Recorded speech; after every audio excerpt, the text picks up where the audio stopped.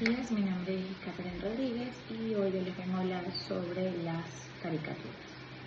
Primero, debemos conocer e interpretar los cambios, evolución, lenguaje y perspectiva histórica de la caricatura. Del italiano caricare, cargar, exagerar. Es un retrato que exagera o distorsiona la apariencia física de una o varias personas. Es en ocasiones un retrato de la sociedad reconocible para crear un parecido fácilmente identificable y generalmente humorístico. También puede tratarse de alegorias. Su técnica usual se basa en recoger los rasgos más marcados de una persona, labios, cejas, etc., y exagerarlos o simplemente para causar comicidad o para representar un defecto moral a través de la deformación de estos. En tal caso, es una forma de humor gráfico. La caricatura también se usa abundantemente en la historieta, pero sin limitarse a un género concreto, pudiendo aparecer en hagiografías como el Buda de Osamu Tezuka o en relatos costumbristas como los de Daniel Clowes.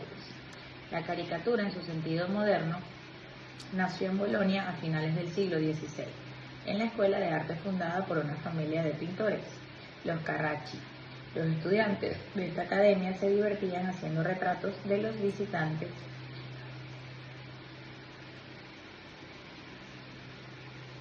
Esto llegó a ser compartido por Gian Lorenzo Bernini, el grabador Pierleone Gessi, que trabajaba en Roma. Continuó esa tradición y por un módico precio caricaturizaba a los turistas. Lo que estos artistas italianos hacían eran retratos humorísticos para uso privado y casi nunca resultaban satíricos o maliciosos en ese sentido.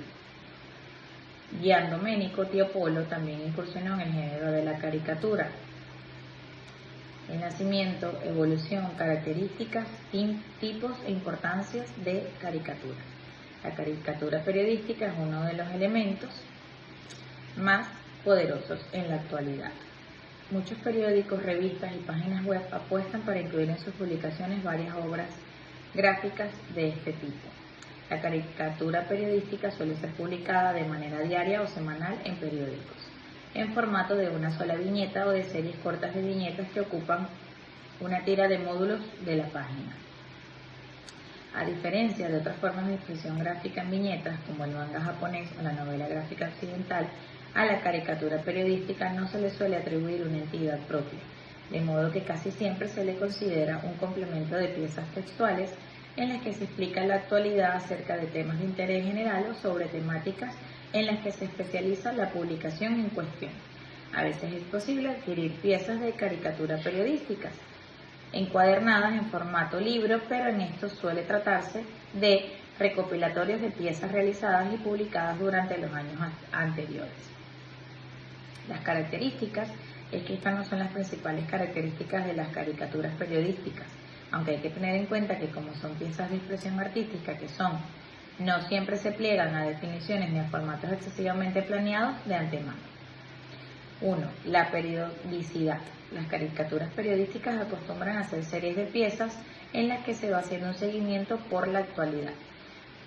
De a que la práctica acostumbran a tener una continuidad, los periódicos, revistas, fanzines y otras publicaciones que las usan colaboran de manera habitual con los autores de estas obras para crear un público fiel.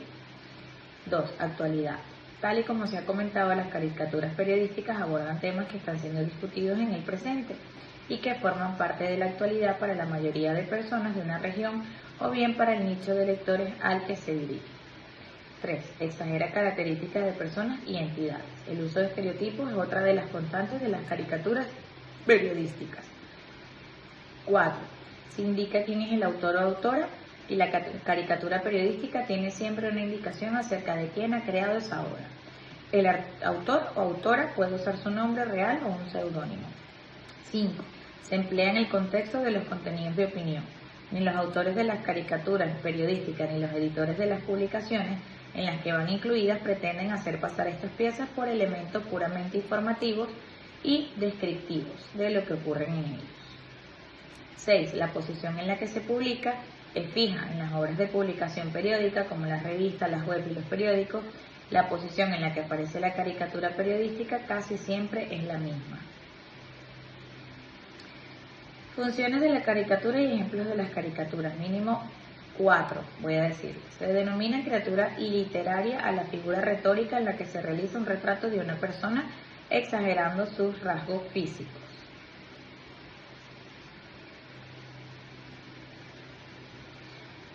Comparación. Señalar relaciones de semejanza entre algún rasgo de personaje descrito o algún elemento. Por ejemplo, mirado de medio abajo, parecía tenedor o compás, con 2 piernas largas y flacas. Metáfora. Reemplazar un elemento por otro con el que guarda cierto parecido. Por ejemplo, era un reloj de sol mal encarado, érase un elefante boca. Arriba, érase una nariz a Johnny Escriba, era Ovidio Nazón más narizado. Hipérbole, exagerar profundamente los rasgos de personalidad o las características físicas. Por ejemplo, érase un narcisismo infinito. Personificación, dotar de rasgos humanos o un animal a un objeto.